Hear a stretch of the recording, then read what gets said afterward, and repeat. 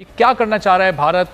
नरेंद्र मोदी की इस वक्त स्ट्रेटजी क्या है? ये शिद्दत आती जा रही है, मकबूजा कश्मीर की सूरत हाल हमारे सामने ही है और फिर पाकिस्तानी सरहदी इलाकों में भी इस तरह से कार्रवाइयाँ की जा रही हैं। देखिए, इस वक्त बात ये है कि जो इस वक्त दुनिया में जो 5 का इंतखाबी बोला है। हारिस साहब, आपकी आवाज़ सही तौर पे नहीं आ रही, आपको रिकनेक्ट करते हैं, फिर आपसे ये सवाल दोहराते हैं, फिर आप अपना जवाब। साहब, ये सवाल आपकी तरफ में लेकर आता हूँ। जो मुस्तकिल बुनियादों पर भारत की जानिब से सरहदी खिलाफ वर्जी की जाती है, कभी हमारे शहरी ज़ख्मी होते हैं, कभी अपनी जान से भी चले जाते हैं, ज़ाहिर हमारी फ़ौज भी मुँह तोड़ जवाब देती है, लेकिन ये सब करके क्या हासिल करना चाह रहा है भारत? देखिए, बदकिस्मती से हिंदुस्तान ने कभी पाकिस्तान को रियलिटी एक्चुअली नहीं समझा।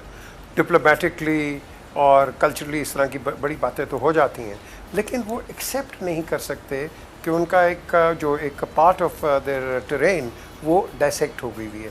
अब बात आती है कि प्रॉब्लम कहाँ है। हमारी प्रॉब्लम हिंदुस्तान के साथ एक कश्मीर के मसले पे है, एक पानी के मसले पे है। पानी का मसला आएगा पाकिस्तान में। आज आपको बता रहा हूँ, अगर हिंदुस्तान केयरफुल नहीं होता, पाकिस्तान की और हिंदुस्तान की जंग होगी। ये होगी, इसको आप कभी इधर उधर ना रखें, ये होगी। क्योंकि जब उन्होंने पानी बंद कर दिया, तो जिस तरह आज हम वो कोरोना की बात कर रहे हैं कि लॉकडाउन हो ना हो, अगर होगा तो लोग मर जाएंगे, यही बात होगा। लॉकडाउन पानी का होगा, लोग यहाँ मर जाएंगे। हम 85% एग्रीकल्चर हैं इस खिते के अंदर। आपके पास जब फसलों के लिए पानी नहीं होगा, what will you do? So the alternative is either negotiations और अ कन्फ्रंटेशन। अल्लाह ना करे कन्फ्रंटेशन हो, लेकिन अगर वो अनरीजनेबल होते हैं तो फिर एक कन्फ्रंटेशन बड़ी ही, मैं समझता हूँ कि एक वायबल एक वे हमारे लिए बनेगा। लेकिन बात आती है कि ये क्यों कर रहे हैं।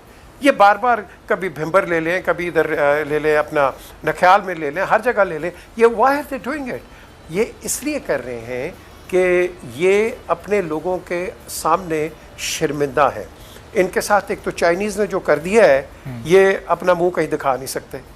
और अभी शुक्र करे कि चाइनीज़ आगे नहीं आए, सिर्फ 40 स्क्वायर मील के अंदर ही वो सारा वो जो मसला हुआ है।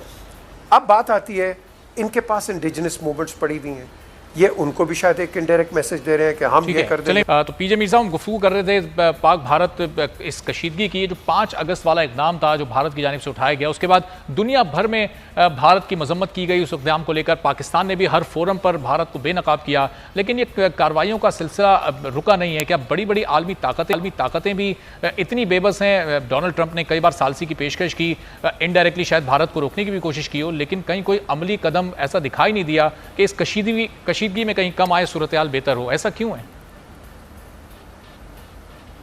देखिए अरबाब, बात यह है कि अब आपने कहा कि हमने यहाँ मजम्मत की है, हम यहाँ 10,000 दफ़ा मजम्मत कर दें, हमें कौन नोटिस लेता है?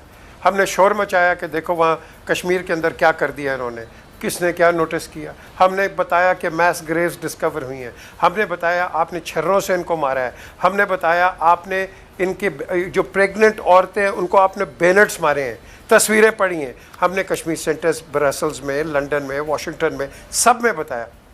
वहाँ लोगों ने नोटिस लिया, आपने अपने जो अनऑफिशियल एम्बेसीज थी उनको बंद किया, लोग वहीं का वहीं ठंड पड़ गए। मुझे याद है कि कश्मीर के ऊपर 42 से 44 members of the European parliament used to come and listen to Kashmir's problem. लेकिन आज कौन है? कश्मीर की प्रॉब्लम कोई नहीं सुनता है। हम यहाँ मजम्मत करते हैं, अपने टेलीविजन पे टॉक शोज कर देते हैं, इमोशंस अपने दिखा देते हैं, but we have to be practical, we have to go out, we have to go out in Washington, we have to go out in London और यूरोपियन पार्लियामेंट के अंदर अब, और वहाँ अपना केस प्लीड करें।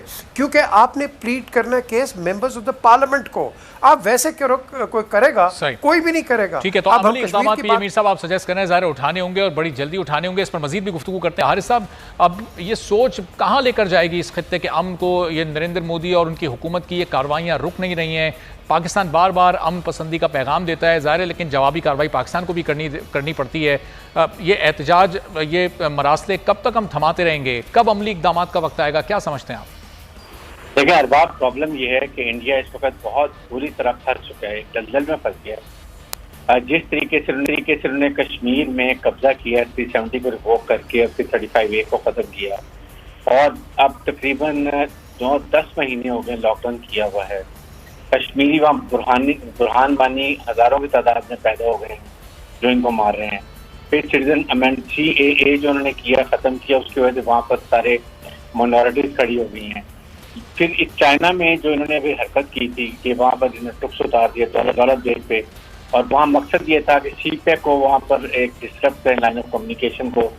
चाइना ने ओवर रिएक्ट, बिल्कुल टाइम पर रिएक्ट किया और इनकी वो कुट लगाई है, और उसके बाद 40 स्क्वायर किलोमीटर का एरिया उन्होंने इसका कब्जा कर लिया। ये रो रहे हैं, अभी इन्होंने मुलाकात भी की है, इनका 3 स्टार गया था, उनका 2 स्टार आया था, फिर भी उन्होंने कहा जी हम इस एरिया में नहीं है, हमारा ये एरिया है, थाईलैंड एक्चुअली कंट्रोल है, हमने अपना एरिया ले लिया। अभी भी उनका 40 किलोमीटर पे और क्लेम है।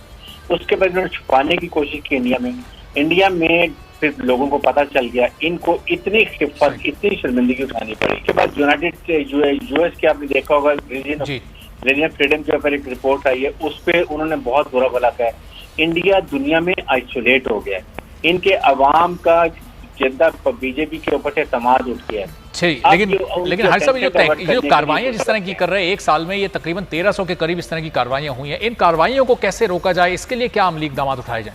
देखिए, इसके लिए प्राइम मिनिस्टर पाकिस्तान ने बड़ा क्लियर बताया, और ये 27 फरवरी को इंसिडेंट किया था, वो भी यही था कि ये फ्लैग ऑपरेशन करना चाहते हैं, अपने अवाम के अटेंशन डाइवर्ट करना चाहते हैं, दुनिया को ये बताना चाहते हैं कि शायद पाकिस्तान की तरफ से कोई शरारत हो रही है, जो कि हमने वार्न भी किया, प्राइम मिनिस्टर ने किया, चीफ आर्मी स्टाफ ने किया है, और जहां तक बताया कि हम अमन चाहते हैं, लेकिन हमारी अमन की कोशिश को हमारी कमजोरी मत समझें, हम ईंट का जवाब पत्थर से देंगे। 27 फरवरी इनको याद भी है। सो अपने अवाम के अटेंशन डाइवर्ट की इस तरह की हरकत करना चाहते हैं।